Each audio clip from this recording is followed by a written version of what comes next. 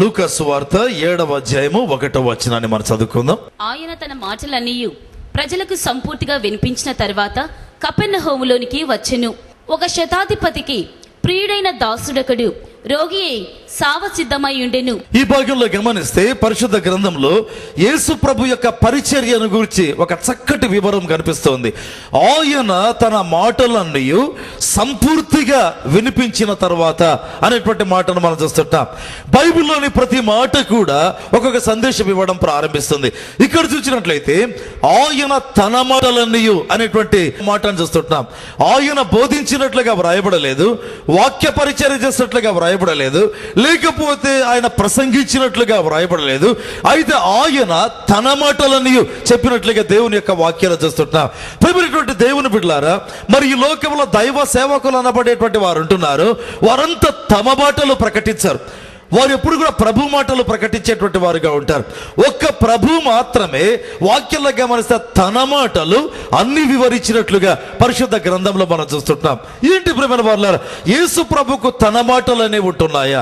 అందుకే ఆ మాటలు అంత శక్తివంతమైనటువంటివి, అందుకే ఆ మాటల్లో అంత జీవం ఉంటుంది, అందుకే ఆ మాటల్లో అంత కృప అనేది ఉండడం ప్రారంభిస్తుంది. వాక్యంలో గమనిస్తే చూడండి, మత్తయి సువార్త 2వ అధ్యాయం 2వ వచనాన్ని మనం చదువుకుందాం. యూదుల రాజుగా పుట్టిన వాడెక్కడున్నాడు? తూర్పు దిక్కున మేము ఆయన నక్షత్రము చూచి ఆయనను పూజింపవచ్చితమని చెప్పిరి. ప్రియమైనటువంటి వారులారా, మొట్టమొదట తన మాటలు అనేటువంటి దాన్ని చూసినాం. ఇప్పుడు చూస్తే ఆయన నక్షత్రం అంటే ప్రపంచంలో లేదా విశ్వములో కోటాను కోట్ల నక్షత్రాలు ఉంటున్నాయి. అయితే ఒకటేనా ఆయన నక్షత్రం? బైబిల్లో ప్రభు అంటాడు కదా, 1000 కొండల మీద పశువులన్నీ నావే కదా అన్నాడు. 1000 కొండల మీద పశువులు ఏమేమి ఉంటున్నాయో అన్ని ఒక యేసు ప్రభువే. బైబిల్లో రాయబడింది ఆయన తన మాట చేత నక్షత్రాలను కలగజేస్తాడు. అలాగైతే ఎందుకంటే ఒకటే ఆయన నక్షత్రం, మిగిలిన ఇన్యూమరబుల్ అసంఖ్యాకమైనటువంటి నక్షత్రాలు ఆయన నక్షత్రాలు కావా? చాలా జాగ్రత్తగా మనం స్టడీ చేయడం ప్రారంభించాలి.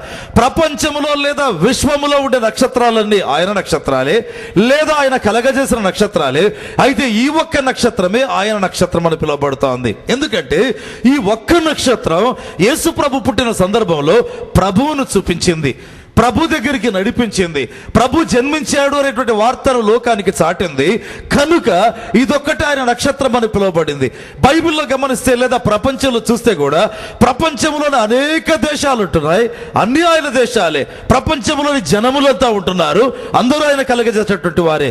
అయితే ఇశ్రాయేలు తన భాగం, బైబిల్లో రాయబడింది కదా, ఇశ్రాయేలు లేదా యాకోబు ఆయన వంతైపోయినాడు, యాకోబు ఆయన స్వాస్థ్యమైనాడు, యాకోబు ఆయన జనమైనాడు. ఎందుకంటే ఆ యొక్క ఇశ్రాయేలు జనాంగము ద్వారా దేవుడు ఏం చేస్తాడంటే తన యొక్క మహిమను ప్రపంచానికి చాటించాలి అనుకున్నాడు. అలాగే క్రైస్తవులు కూడా అనేక మంది ఉంటారండి ప్రపంచంలో. అయితే క్రైస్తవులు అనబడిన వారిలో ఆయన వ్యక్తులు కొందరే, ఆయన మనిషి ఒకడే, లేకపోతే ఆయన మనుషులు అనబడిన వారు కొందరే.